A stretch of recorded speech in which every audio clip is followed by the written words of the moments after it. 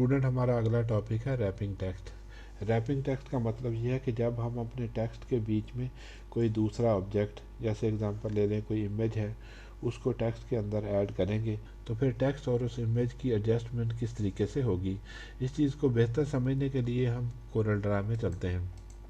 Student, ये अभी हमने डॉक्यूमेंट क्रिएट किया था। मैं यहाँ पे एक इमेज जो है वो भी प्लेस करना चाहता हूँ। मैं इसको थोड़ा सा जूम आउट करता हूँ तो ये मेरे पास 3 इमेजेस हैं। इनमें सबसे पहला इमेज जो है इसको मैं क्लिक करके यहाँ पे प्लेस करूँगा।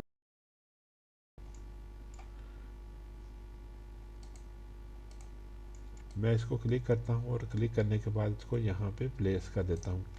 जब मैं इसको यहाँ पे रखूँगा तो ये टेक्स्ट के ऊपर आ जाएगा। अब अगर मैं ऑर्डर कमांड यूज़ करके इसका स्टैकिंग ऑर्डर नीचे करूँगा तो ये जो टेक्स्ट इसके ऊपर आ जाएगा। तो ये दोनों साथ साथ कैसे एडजस्ट होंगे, तो इसके लिए हम रैपिंग स्टाइल के ऑप्शन जो हैं उनको ओपन करते हैं। यहाँ पे आप इमेज के ऊपर राइट क्लिक करें और ऑब्जेक्ट प्रॉपर्टीज़ को क्लिक करें। ये हमारे पास आ जाएगा समरी टैब, ये क्लिक होना चाहिए। यहाँ पे है रैप पैराग्राफ टेक्स्ट, इसको आप क्लिक करें। इसमें बेसिकली 3 टाइप के रैपिंग स्टाइल्स हैं। एक है कंटूर, जिसमें एक लेफ़्ट है, राइट है और एक स्ट्रेडल है, जिसका मतलब लेफ़्ट राइट दोनों तरफ। और उसके बाद दूसरा स्क्वायर, उसमें भी एक लेफ़्ट राइट और स्ट्रेडल दोनों तरफ, लेफ़्ट राइट। और तीसरा है अबव एंड बिलो। सबसे पहले ये सिंपल सा यूज़ करते हैं अबव एंड बिलो। इसको मैं क्लिक करता हूँ। जब हम इसको क्लिक करते हैं तो क्या होता है, हमारा टेक्स्ट जो है वो इमेज या दूसरे ऑब्जेक्ट के ऊपर या नीचे लिखा जाता है और उसके लेफ़्ट और राइट के ऊपर नहीं ऐड होता। ये देखें, यहाँ भी मैं भी ये पिक्चर लेके जाऊँगा। अगर मैंने above and below wrapping style किया हुआ है तो टेक्स्ट या अबव होगा या बिलो होगा, लेफ़्ट राइट ऊपर नीचे नहीं होगा। तो ये स्टाइल आप यूज़ कर सकते हैं। अगर आपने टेक्स्ट लिखना हो फिर पिक्चर लगानी हो, टेक्स्ट लिखना हो फिर पिक्चर लगानी हो, तो उसके लिए ये स्टाइल यूज़ किया जा सकता है। अच्छा जी, अब दूसरा जो है वो देखते हैं। स्क्वायर लेफ़्ट जो है, इसको जब मैं क्लिक करूँगा तो क्या होगा, टेक्स्ट लेफ़्ट साइड पे लिखा जाएगा और राइट साइड पे नहीं लिखा जाएगा। अगर हम बिल्कुल इसको लेफ़्ट साइड के ऊपर कर देंगे तो फिर लेफ़्ट साइड पे जगह ही नहीं होगी, लेफ़्ट साइड पे भी नहीं लिखा जाएगा, राइट साइड पे तो इसने लिखना ही नहीं है। इसी तरह अगर मैं यहाँ पे राइट स्क्वायर करूँगा तो राइट साइड पे टेक्स्ट लिखा जाएगा और लेफ़्ट साइड पे नहीं लिखा जाएगा। और अगर मैं बिल्कुल इसको राइट साइड पे कर दूँगा तो फिर ये बिल्कुल लाइन जो है क्लियर हो जाएगी। इसी तरह अगर मैं करता हूँ स्क्वायर स्ट्रेडल टेक्स्ट करता हूँ तो फिर क्या होगा, टेक्स्ट इसके लेफ़्ट साइड पे भी लिखा जाएगा और राइट साइड पे भी लिखा जाएगा। तो स्ट्रेडल का मतलब है दोनों तरफ। अब मैं इसको यहाँ पे रखना चाहता हूँ। मैं कहता हूँ उसके राइट साइड पे टेक्स्ट लिखा जाए और लेफ़्ट साइड पे बिल्कुल ना हो। तो मैं यहाँ से सिलेक्ट करूँगा स्क्वायर राइट, राइट पे लिखा जाएगा और इसको मूव करके यहाँ पे रख दूँगा तो टेक्स्ट बिल्कुल राइट साइड पे रहेगा। अगर इधर थोड़ी सी भी जगह होगी फिर भी टेक्स्ट नहीं आएगा, क्योंकि मैंने राइट साइड वाली ऑप्शन चूज़ की हुई है। अच्छा, दूसरा इमेज मैं यहाँ पे ले रखना चाहता हूँ। उसको बिल्कुल ऐसे रखना है कि उसके लेफ़्ट साइड पे टेक्स्ट लिखा जाए, राइट साइड पे ना लिखा जाए, वो बिल्कुल राइट साइड के ऊपर हो। तो मैं इसको सिलेक्ट करके यहाँ पे रखता हूँ और रखने के बाद मैं यहाँ से स्क्वायर ही लेफ़्ट कर देता हूँ तो लेफ़्ट साइड पे टेक्स्ट आ जाएगा, राइट साइड पे नहीं आएगा। तो हम इसको राइट साइड पे ही इस तरह रख देते हैं।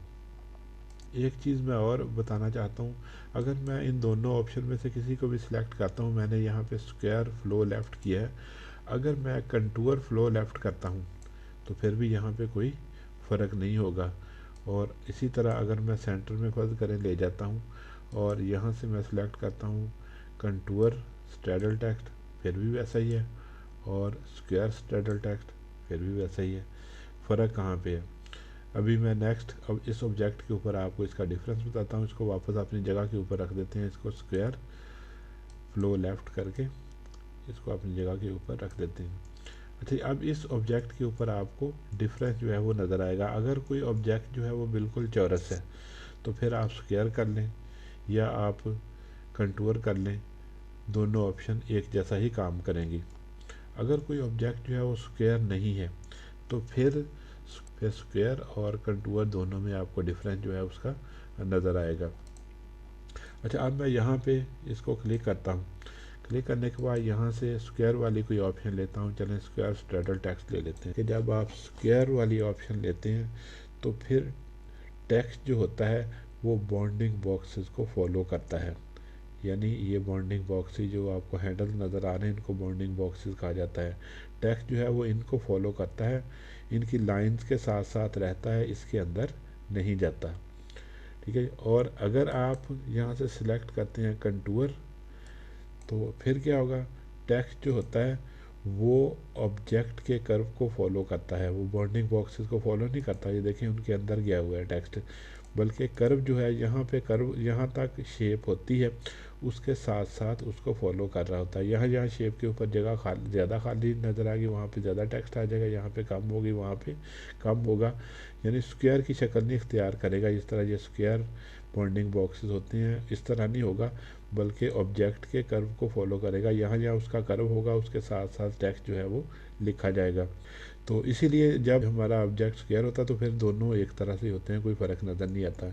जब ऑब्जेक्ट जो है वो चौरस नहीं होता, गोल होता है, या उसकी शक्ल जो होती है कोई और होती है, तो फिर इसका फ़र्क जो है वो नज़र आता है। कंटूर का मतलब ये होगा कि टेक्स्ट जो होगा वो ऑब्जेक्ट के कर्व को फॉलो करेगा, उसके कर्व के साथ साथ लिखा जाएगा।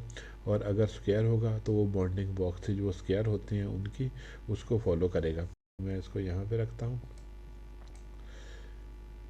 यहाँ से कंटूर राइट कर देता हूँ, तो राइट साइड पे टेक्स्ट आएगा। अगर मैं ये कर देता हूँ, स्टैडर्ड टेक्स्ट करता हूँ, तो थोड़ा थोड़ा टेक्स्ट इधर भी आ जाता है, ये अच्छा नहीं लगता। तो इसको रोकने के लिए मैं यहाँ से कंटूर राइट के ऑप्शन को क्लिक करूँगा। एक तो कंटूर की वजह से वो ऑब्जेक्ट का जो कर्व है उसके साथ साथ रहेगा, और दूसरा वो राइट साइड पे रहेगा, लेफ़्ट साइड पे नहीं आएगा, क्योंकि जहाँ भी जगह है वरना वो यहाँ पे भी आ जाएगा इस पॉइंट के ऊपर। इस तरह मैंने अपने डॉक्यूमेंट के अंदर रैपिंग स्टाइल्स को यूज़ करते हुए टेक्स्ट और इमेज को साथ साथ एडजस्ट कर दिया। अच्छा जी, अब मैं आपको एक और तरीका बताता हूँ कि हम अपना रैपिंग स्टाइल जो है वो भी क्रिएट कर सकते हैं। अगर हम इन रैपिंग स्टाइल से सेटिस्फाइड ना हो तो हम अपना तरीका भी क्रिएट कर सकते हैं। तो मैं ये वाला डॉक्यूमेंट ओपन करता हूँ, ये बिल्ली है, इसके ऊपर मैं टेक्स्ट लिखना चाहता हूँ, लेकिन यहाँ पे बिल्ली है उसके ऊपर टेक्स्ट ना आए, उसके साथ साथ साइड के ऊपर इस तरह से रैप हो जाए।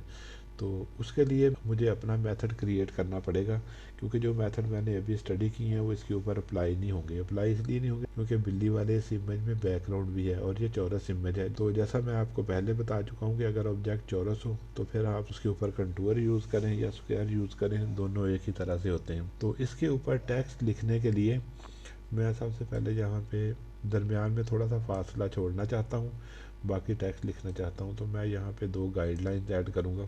अब मैं अपनी शेप क्रिएट करूँगा, फिर टेक्स्ट उसके अंदर लिख लूँगा। मैं यहाँ से बेजियर टूल लेता हूँ और यहाँ से स्टार्ट करता हूँ।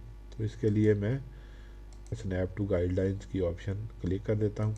मैं यहाँ पे क्लिक करूँगा, उसके बाद मैंने इधर क्लिक कर दिया, फिर मैंने इस कॉर्नर पे क्लिक कर दिया, इस कॉर्नर के ऊपर क्लिक कर दिया और यहाँ पे क्लिक किया। क्लिक करने के बाद यहाँ पे इधर इधर मैंने साथ साथ उसके बेजियर टूल के साथ क्लिक करके उसी तरह पाथ क्रिएट कर देना है। एक तरफ ये बॉक्स बन गया और दूसरी तरफ यहाँ क्लिक किया, इधर इस कॉर्नर के ऊपर, इस कॉर्नर के ऊपर, यहाँ पे इधर, फिर यहाँ पे मैं इसी तरह साथ साथ क्लिक करता जाऊँगा।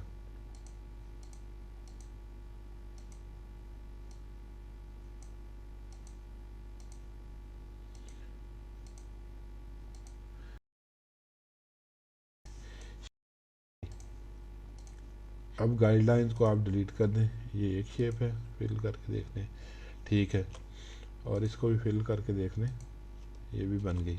अच्छा, अब गाइडलाइंस को आप डिलीट कर दें, डिलीट और डिलीट। अब ये देखें आपने उसके साथ साथ इस तरह से शेप बना ली। अब इन शेप के ऊपर आप टेक्स्ट जो है वो ऐड कर सकते हैं।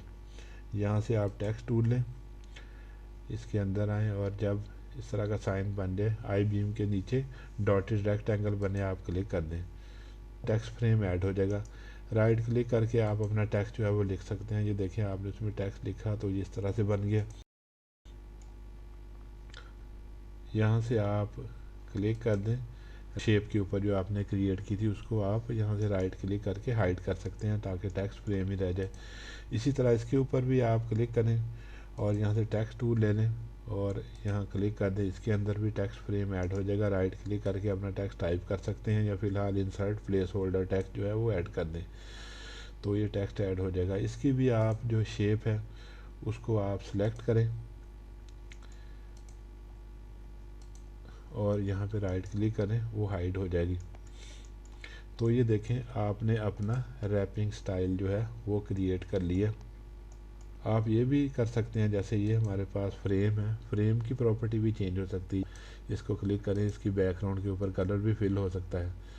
जैसे अगर मैं यहाँ पे क्लिक करूँ तो ये देखें बैकग्राउंड के ऊपर कलर फिल हो गया, लेकिन अभी हमें ज़रूरत नहीं है कलर फिल करने की, तो मैं नो कलर कर देता हूँ। तो बेसिकली बताना ये था कि आप खुद से शेप बना के अपना रैपिंग स्टाइल जो है वो क्रिएट कर सकते हैं। अगर जो अवेलेबल रैपिंग स्टाइल है उनसे आप सेटिस्फाइड नहीं है, वो काम नहीं कर रहे, तो आप इस तरीके से खुद से शेप बनाएं और उसके ऊपर टेक्स्ट प्लेस कर दें, फिर उसके अंदर टेक्स्ट लिखें।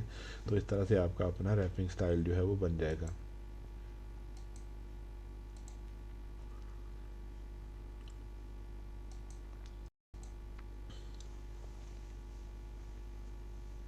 स्टूडेंट्स, अब हम टेक्स्ट फ्रेम्स को आपस में लिंक करना सीखते हैं।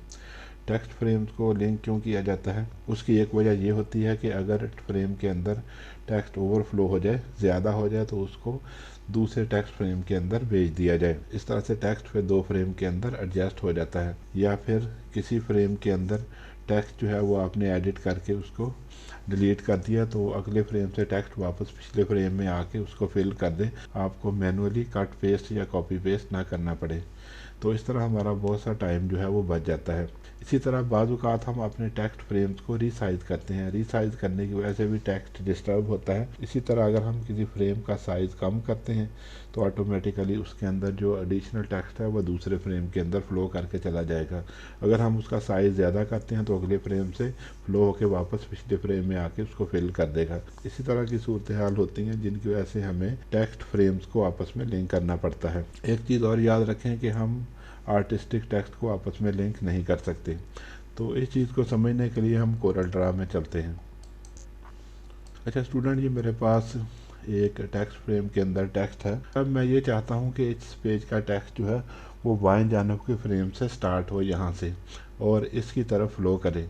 इसकी एक वजह ये भी है कि मैंने फर्स्ट पैराग्राफ इसमें टाइप कर दिया, जो कि मैं यहाँ से स्टार्ट करना चाहता हूँ बाएं तरफ के फ्रेम से। तो मैं चाहता हूँ ये फ़्लो होके उसमें चला जाए और मुझे मैनुअली कट पेस्ट ना करना पड़े। तो मैं इसको क्लिक करूँगा, क्लिक करने के बाद ये ऊपर टेक्स्ट फ्लो का बटन है, मैं इसको क्लिक करूँगा। क्लिक करने के बाद मैं नया फ्रेम जो है वो यहाँ पे ड्रा कर देता हूँ। अब ये देखें कि पूरे का पूरा टेक्स्ट जो है वो फ्लो होके इसमें आ गया। इसमें और भी नीचे थोड़ी सी जगह है, तो मैं इस अब सेकंड पैराग्राफ जो है वो इसमें टाइप करता हूँ। मेरे पास ये पैराग्राफ है, मैं इसी को कॉपी करता हूँ और इसमें जो है वो पेस्ट कर देता हूँ। थोड़ा सा इसको जूम कर ले, मैं एंटर प्रेस करता हूँ और कंट्रोल वी। ये देखिए मैंने इसमें सेकंड पैराग्राफ टाइप किया। जो एडिशनल टेक्स्ट था वो ऑटोमेटिकली फ्लो होकर अपने ओरिजिनल फ्रेम के अंदर चला गया। टेक्स्ट अब बाएं फ्रेम से स्टार्ट होकर ओरिजिनल फ्रेम की तरफ फ्लो हो रहा है। इसी तरह अब हम नीचे टेक्स्ट फ्लो को क्लिक करके एक फ्रेम क्रिएट करेंगे जिसमें इसके बाद टेक्स्ट जो है वो फ्लो होगा। तो मैं यहाँ पे क्लिक करूँगा, क्लिक करने के बाद यहाँ पे फ्रेम क्रिएट करूँगा। अब जब टेक्स्ट इसके अंदर ज़्यादा होगा तो वो इसके अंदर फ्लो करेगा। तो एक चीज़ मैं ये करना चाहता हूँ, मैं यहाँ पे राइट क्लिक करता हूँ, क्लिक करके align to base line grid ये भी ऑन कर देता हूँ। इसको भी क्लिक करके align to base line grid on कर देता हूँ।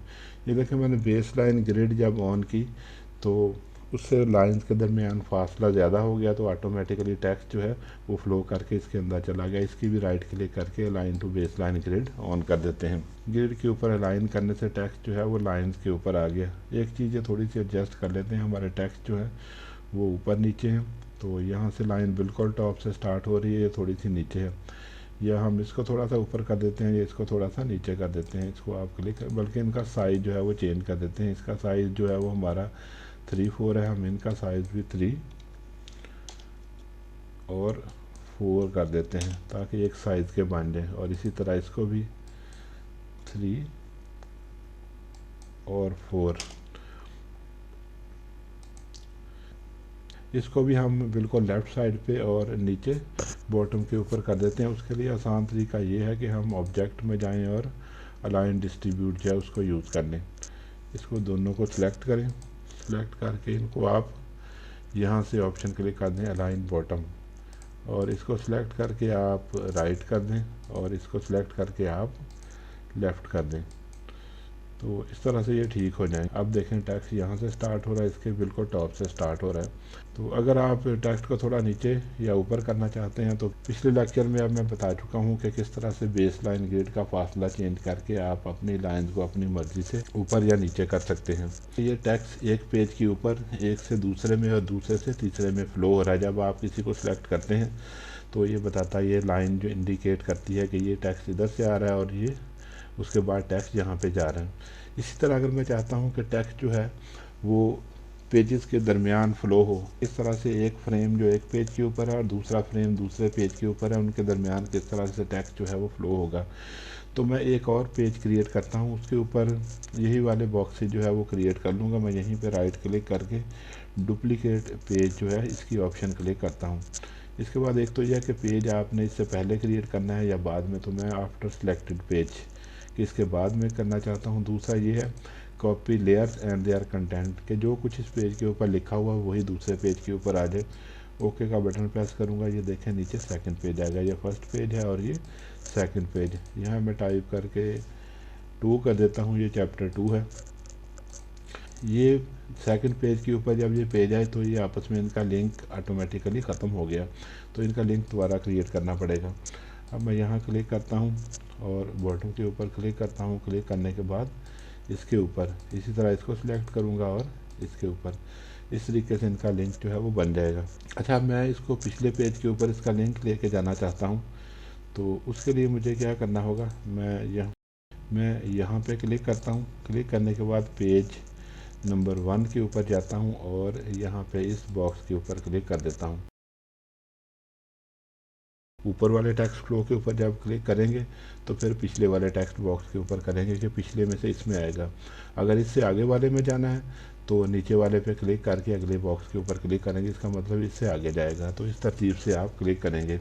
अब ये देखें, जब मैं इसको क्लिक करता हूँ तो पेज नंबर 1 लिखा आता है, तो ये इंडिकेटर मुझे बताता है कि ये पेज 1 से टेक्स्ट यहाँ पे फ्लो होके आएगा।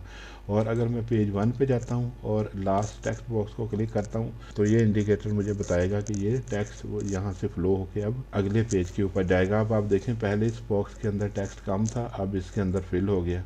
वो कहाँ से आया, क्योंकि इसमें जगह थी तो इसमें से फ्लो होके वापस इसके ऊपर आ गया। अब ये फिल हो गया क्योंकि इसमें जगह थी। और इसी तरह इसके अंदर आप देखें अब टेक्स्ट जो है वो कम रह गया। तो इस तरह से अब आप टेक्स्ट फ्रेम को एक पेज के ऊपर भी लिंक कर सकते हैं और मल्टीपल पेजेस के दरमियान भी लिंक कर सकते हैं। ये डिलीट कर देता हूँ दोनों, तो अब ऑटोमेटिकली इसका लिंक बन जाएगा। लास्ट यही रह गया, इसका लिंक पिछले वाले पेज के साथ बन गया और इसका ये देखें बॉर्डर भी रेड हो गया, मतलब इसके अंदर अब टेक्स्ट ज़्यादा है। तो मैं इसको भी डिलीट कर देता हूँ। अच्छा, डिलीट करने के बाद यहाँ से मैं इन दोनों को भी डिलीट करता हूँ। अच्छा जी, अब मैं आपको बताता हूँ कि किस तरह से आपने 2 पेजेस के ऊपर फ्रेम्स को लिंक करना है। और एक पेज के ऊपर आपने फ्रेम क्रिएट किया हुआ है और दूसरे पेज के ऊपर भी आपने बिल्कुल उसी जगह के ऊपर फ्रेम क्रिएट करना है जबकि वहाँ पे कोई भी फ्रेम नहीं है। तो उसी जगह के ऊपर किस तरह से आप क्रिएट करेंगे जबकि पिछले पेज का फ्रेम यहाँ पे नज़र नहीं आ रहा है कि उसकी एक्चुअल स्पॉट और उसकी जगह कौन सी है। तो आप पेज के ऊपर क्लिक करेंगे। अच्छा, पहले मैं इसको राइट क्लिक करके अलाइन टू बेस लाइन जो है वो ख़त्म कर देता हूँ और इसमें से 2 पैराग्राफ्स जो हैं वो डिलीट भी कर देता हूँ। तो इसको आप क्लिक करें, यहाँ पे पैराग्राफ डिलीट करने के लिए पैराग्राफ में कर्सर रखें, उसको 3 दफ़ा क्लिक करें, वो सिलेक्ट हो जाएगा। तो ये डिलीट हो गया। एक और पैराग्राफ डिलीट कर दें, 3 दफ़ा क्लिक किया, ये भी सिलेक्ट हो गया। अब ये एक ही पैराग्राफ रह गया। अब आपने दूसरे पेज के ऊपर बिल्कुल उसी जगह के ऊपर और उसी साइज़ का टेक्स्ट फ्रेम क्रिएट करके उसको लिंक करना है ताकि एक्स्ट्रा टेक्स्ट जो है वो उसके अंदर फ्लो कर जाए। तो उसके लिए आप इसको क्लिक करें। क्लिक करने के बाद आप यहाँ पे क्लिक करेंगे। क्लिक करने के बाद दूसरे पेज के ऊपर जाएंगे जहाँ पे बिल्कुल टेक्स्ट फ्रेम है ही नहीं, तो आप उस जगह के ऊपर पॉइंटर लेके जाएं। जब आप पॉइंटर उसके ऊपर लेके आएंगे तो वहाँ पे ऑटोमेटिकली ग्रे बॉर्डर की डॉटेड रेक्टेंगल बन जाएगी, ये इंडिकेट करने के लिए कि आपका पिछले पेज के ऊपर जो टेक्स्ट फ्रेम है वो इस जगह के ऊपर है। यूं ही आप क्लिक करेंगे, टेक्स्ट फ्रेम भी उस जगह के ऊपर क्रिएट हो जाएगा और वो लिंक भी हो जाएगा अपने पिछले पेज के टेक्स्ट फ्रेम के साथ, और जो एडिशनल टेक्स्ट है वो फ्लो करके इसके अंदर आ जाएगा। तो इस तरह से आप मल्टीपल पेजेस के ऊपर एक ही स्पॉट के ऊपर टेक्स्ट फ्रेम जो है वो क्रिएट कर सकते हैं और उनको लिंक भी कर सकते हैं।